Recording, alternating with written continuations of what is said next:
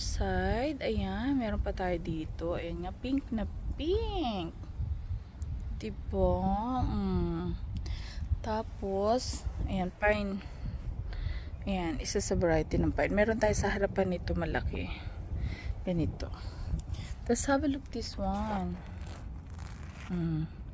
Ganyan lang yung mga cactus dito, guys. O, yan, nandyan. Tapos na siyang mamulaklak. Kaya, ayan na. Look at this purple one. Diba? Yung mga roses, ang dami ng buds. So, ito yung pine na ano. So, ayan nga yung pink na pink na pink na pink. Ito pa siya sa kabila, guys. O. Ayan. O, diba?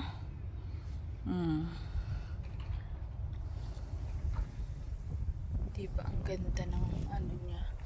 Tapos yan pa. Pine pa rin yan. Tapos ito. Have a look naman dyan.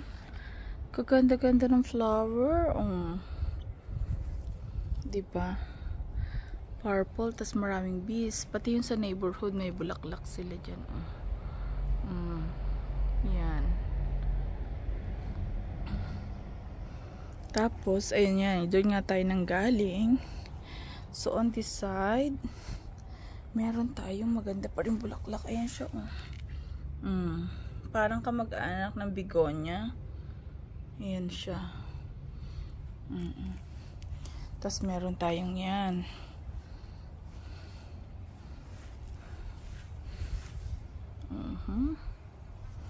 Ganun lang.